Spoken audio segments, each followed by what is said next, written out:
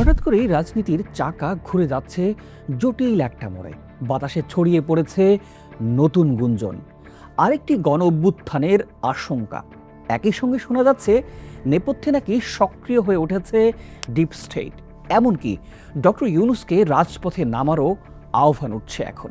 তবে কি আবারও বৈরী হয়ে উঠছে বাংলাদেশের পরিস্থিতি? নীরবে নীরবে যেন জমে উঠছে অনিশ্চয়তার কালো মেঘ। সামনে কি কোনো বড় ঝড় অপেক্ষা করছে? ফের অস্থিরতার দিকেই কি ধাবিত হচ্ছে প্রিয় মাতৃভূমি? প্রিয় দর্শক, আজকের এই পর্বটি অত্যন্ত গুরুত্বপূর্ণ। আশা করি শেষ পর্যন্ত সাথেই থাকবেন। জুলাই সনদ বাস্তবায়ন ঘিরে তৈরি হয়েছে নতুন বিভাজন। ক্ষমতাসীন বিএনপি ও তাদের সাবেক মিত্র জামায়াত এনসিপি জোট এখন মুখোমুখি অবস্থানে। জামায়াত ও এনসিপির পক্ষ থেকে উচ্চারিত হচ্ছে আরেকটি 5 আগস্টের হুঁশিয়ারি। একই সময়ে ফরহাদ মজহার, শহীদুল আলম কিংবা বদিউল আলম মজুমদারের মতো সিভিল সোসাইটির প্রভাবশালী কণ্ঠগুলো ক্রমান্বয়ে সরব হয়ে উঠছেন। রাজনীতির ইতিহাস বলছে, যখনই দলগুলোর মধ্যে অবিশ্বাস ও ক্ষমতার দ্বন্দ্ব তীব্র হয়, তখনই অন্য কোনো শক্তি সক্রিয় হয়ে ওঠে। ফলে প্রশ্ন উঠছে, বিএনপির পরিণতিও কি আওয়ামী লীগের মতোই হতে যাচ্ছে? সম্প্রতি বিএনপি নেতা আব্দুল আউয়াল মিন্টু একটি গুরুত্বপূর্ণ সতর্কবার্তা দিয়েছেন। তার মতে, নতুন বাস্তবতায় রাজনীতি ও অর্থনীতিতে ইতিবাচক পরিবর্তন না এলে জেনজি তরুণদের নেতৃত্বে আবারও গণ অভ্যুত্থান ঘটতে পারে। তিনি স্পষ্ট করে বলেছেন, সুস্থ রাজনীতি ছাড়া সুস্থ অর্থনীতি সম্ভব নয়। আর এই দুটির অভাব দেখা দিলেই মানুষ বাধ্য হয় রাজপথে নামতে। তার এই বক্তব্য যেন ভবিষ্যতের এক অশনি সংকেত। 2024 সালের আন্দোলনের চালিকা শক্তি ছিল এই তরুণ প্রজন্ম। তারা কি আবারও ক্ষোভে বিস্ফোরিত হতে যাচ্ছে? রাজনীতির সমীকরণও দ্রুত বদলে যাচ্ছে। যে শক্তিগুলো 2024-এর আন্দোলনে একসাথে ছিল, তারা আজ বিভক্ত। একদিকে ক্ষমতাসীন বিএনপি, অন্যদিকে এনসিপি, যাদের নেতৃত্বে ছিল সেই জেনজি প্রজন্ম, আর তাদের সঙ্গে আছে জামায়াত ইসলামী। এই উত্তাল প্রেক্ষাপটে সবচাইতে আলোচিত একটা শব্দ, সেটি হলো ডিপ স্টেট। সাবেক উপদেষ্টা আসিফ মাহমুদ সজীব ভুঁইয়ার এক বিস্ফোরক দাবি নতুন করে আলোড়ন তুলেছে।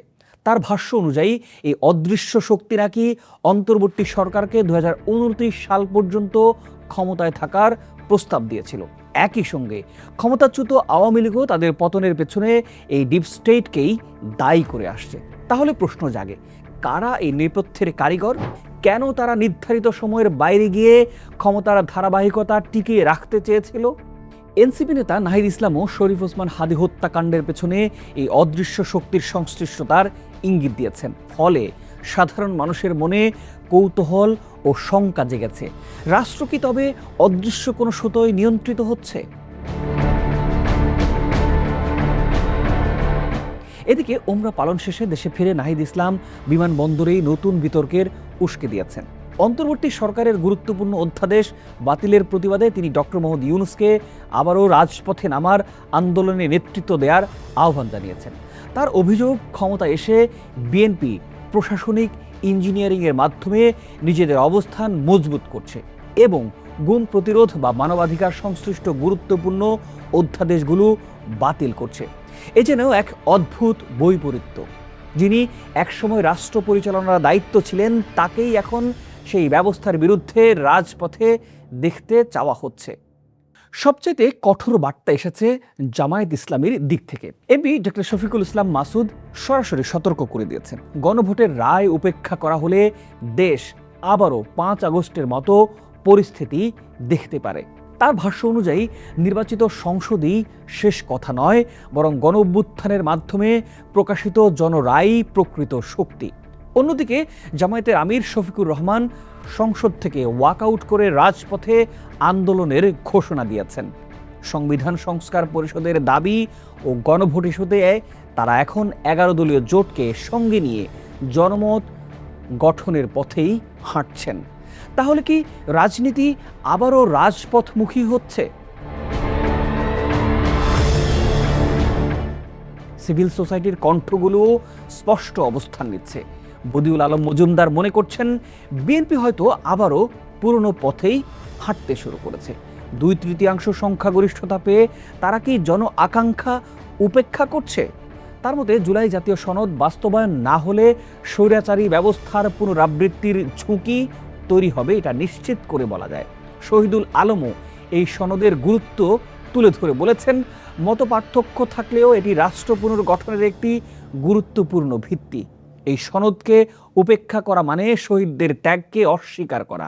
সবশেষ সবচাইতে বিতর্কিত মন্তব্যটি এসেছে ফরহাদ মজহারের কাছ থেকেই। তিনি বর্তমান শাসন ব্যবস্থাকে প্রহসন হিসেবেই আখ্যায়িত করেছেন। তার দাবি 5 আগস্টের পর যুক্তরাষ্ট্রের হস্তক্ষেপে কেবল একটি রেজিম চেঞ্জ হয়েছে, কিন্তু প্রকৃত রাষ্ট্র কাঠামোর পরিবর্তন ঘটেনি। তিনি বর্তমান সংসদকে অবৈধ বলেও মন্তব্য করেছেন এবং অভিযোগ করেছেন পুরনো লুটপাট ও প্রভাবশালী গোষ্ঠীগুলোই এখনও ক্ষমতার কেন্দ্রে রয়ে গেছে। তার পূর্বাভাস আগামী 2 থেকে 3 বছরের মধ্যেই দেশে বড় ধরনের আরেকটি রূপান্তর ঘটতে পারে। সবশেষ প্রশ্ন থেকেই যায়, বিএনপি কি আওয়ামী লীগের মতো পরিণতির দিকেই এগোচ্ছে? এমনটাই মনে করছেন সাধারণ মানুষ। একদিকে রাজপথে নামার হুমকি, অন্যদিকে নিজেদের ভেতর থেকে আসা সতর্ক বার্তা।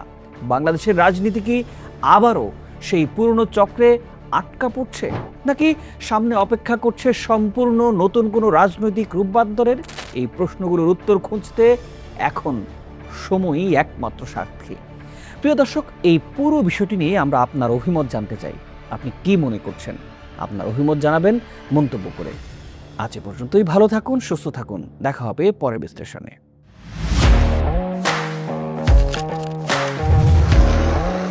প্রফেশনাল স্টুডিও খুঁজছেন? ঢাকার প্রাইম লোকেশন নয়াপল্টনে দেশ সমাচার স্টুডিও আপনার কন্টেন্ট প্রোডাকশনের নির্ভরযোগ্য ঠিকানা।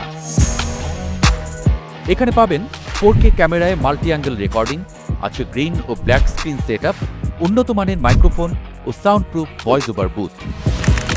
আপনার পছন্দ মতো স্টুডিও ডিজাইন করার সুযোগও থাকছে।